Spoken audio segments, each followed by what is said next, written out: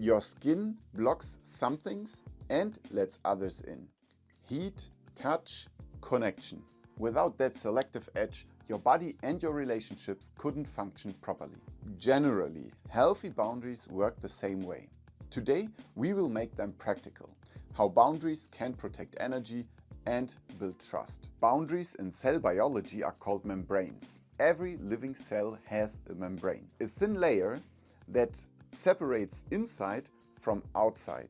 Without it, the cell couldn't survive. But the membrane doesn't just block everything. Nutrients and oxygen flow in, waste flows out, and information signals flow in and out. Those boundaries are walls with living gates that can be opened and closed as needed.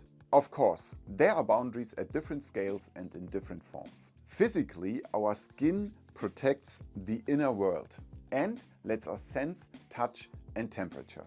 Emotionally, those living gates help us to separate our own feelings from others, while at the same time allow us to stay compassionate. Socially, clear boundaries mean saying yes when we want to and no when we need to. That clarity creates trust and healthy relationships. Without boundaries, we are too vulnerable and lose ourselves. With boundaries that are too rigid, we isolate ourselves. The art of balance is knowing when to open and when to close those living gates. It can sound paradoxical. Boundaries are essential for connection, because only when I know where I end and you begin can we truly meet. So boundaries are not about separation alone. They create the conditions for meaningful connection and allow trust, intimacy, and cooperation.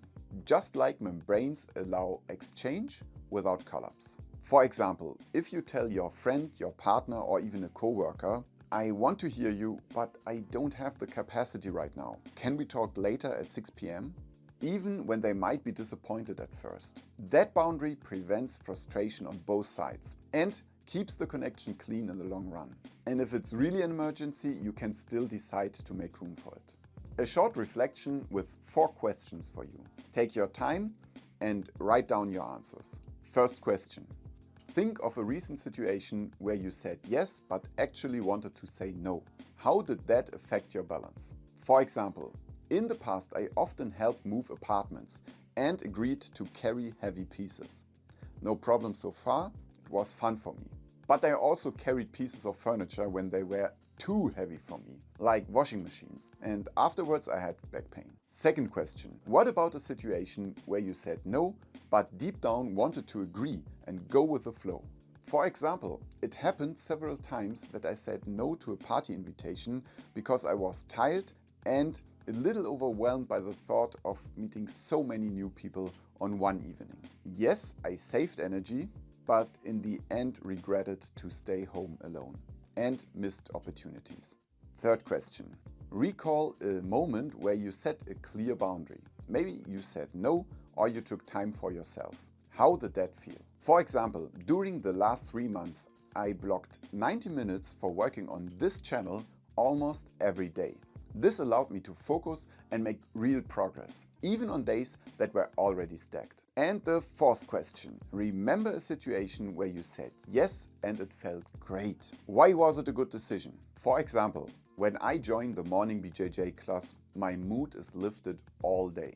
I learn better that early, my energy level is higher, and it fits my training goals. Healthy boundaries make our yes reliable and our no believable. And trust lives in that reliability. Not just trust from others, but even more important, self-trust. Now take a second and appreciate that you did the exercise and got more clarity. That was our exploration of boundaries, from cell membranes to relationships.